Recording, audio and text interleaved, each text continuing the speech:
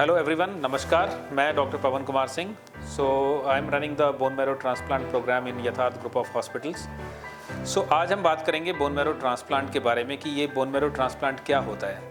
अगर ब्लड की बीमारियों की बात करें, जैसे कि ब्लड कैंसर्स हो गए या कोई जेनेटिक ब्लड की बीमारियां या कोई और एक्वायर्ड ब्लड की कंडीशंस जिसको कि बोन मैरो ट्रांसप्लांट के द्वारा हम क्योर कर सकते हैं। जब हम बात करते हैं क्योर का मतलब होता है कि बीमारी को जड़ से ख़त्म करना और उसके बाद बीमारी ना आए। पहले मैं बात करूंगा कि ब्लड की ऐसी कौन सी बीमारियां होती हैं। जैसे ब्लड में सेल्स होते हैं हमारे, red blood cells, white blood cells और प्लेटलेट्स। इससे रिलेटेड जो भी बीमारियां होती हैं, जैसे खून की कमी, अगर हम हीमोग्लोबिन की बात करें तो खून की कमी यानी कि एनीमियाज डिफरेंट प्रकार के होते हैं और कुछ को तो हम मेडिसिन के द्वारा करेक्ट कर सकते हैं, पर कुछ ऐसी बीमारियां होती हैं जैसे जेनेटिक बीमारियां, थैलेसीमिया, सिकल सेल एनीमिया, जिनको कि बोन मैरो ट्रांसप्लांट के द्वारा क्योर किया जा सकता है।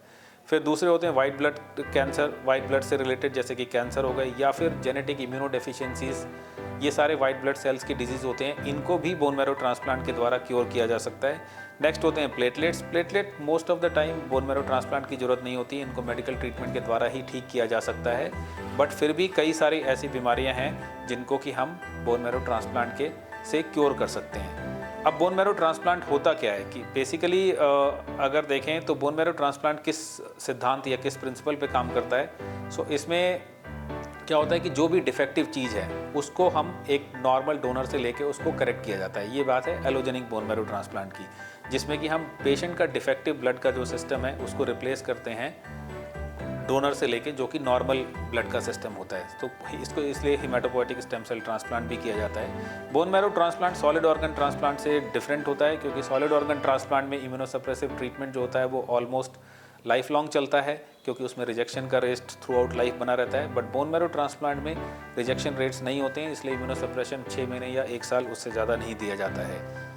दूसरा होता है ऑटोलोगस बोन मैरो ट्रांसप्लांट। इसके कुछ स्पेसिफिक इंडिकेशन होते हैं, जैसे माइलोमा की बीमारी हो गई या फिर लिम्फोमा रिलैप्स होने के बाद में, या फिर ऑटो इम्यून कंडीशंस जिसमें कि ऑटोलोगस बोन मैरो ट्रांसप्लांट किया जाता है। ऑटोलोगस बोन मैरो ट्रांसप्लांट का प्रिंसिपल सिंपल होता है कि इसमें हम एक हाई डोज कीमोथेरेपी देना चाहते हैं। वो इतनी हाई डोज होती है कि उससे ब्लड काउंट्स रिकवर नहीं होते हैं, तो इसलिए पेशेंट्स के पहले स्टेम सेल्स निकाल के बाहर रख लिए जाते हैं और देन उसके बाद पेशेंट को कीमोथेरेपी दी जाती है और उसके बाद स्टेम सेल्स वापस से इन्फ्यूज़ करते हैं, जिससे कि वो उसका हिमेटोपोइसिस रीस्टोर करता है।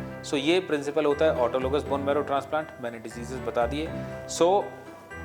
अगर हम बोन मैरो ट्रांसप्लांट की बात करें तो ये बहुत सारी ब्लड की बीमारियों में क्योरेबल ऑप्शन है, और इसके लिए अगर किसी को भी अगर इससे रिलेटेड सलाह है तो तुरंत आपको हेमाटोलॉजिस्ट से संपर्क करना चाहिए और अपने उसके बाद में जैसा वो एडवाइस करें डिसाइड करके आप बोन मैरो ट्रांसप्लांट ट्रीटमेंट के लिए जा सकते हैं। इससे रिलेटेड और भी डिटेल चीज़ें फिर आपको वो अपने हेमाटोलॉजिस्ट से कंसल्ट करना पड़ेगा कि इसके साइड इफ़ेक्ट आगे बाकी टोटल पूरा डिटेल्ड ट्रीटमेंट प्लान कैसे है वो सब आप डिस्कस कर सकते हैं। बोन मैरो ट्रांसप्लांट एक क्यूरेटिव ट्रीटमेंट है, बस यही मैं कहना चाहूँगा। Thank you.